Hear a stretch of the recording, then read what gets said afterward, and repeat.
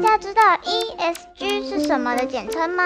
首先是 Environmental 环境保护，也就是评估公司对环境的影响，例如温室气体排放和碳足迹等。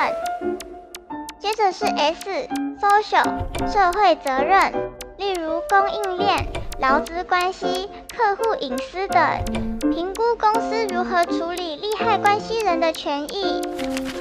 再来是 Governance 公司治理，关于公司管理和透明度的评估，例如董事会的组成和内部审计等。所以说 ESG 就是公司在社会责任以及永续发展方面各种评估表现的简称。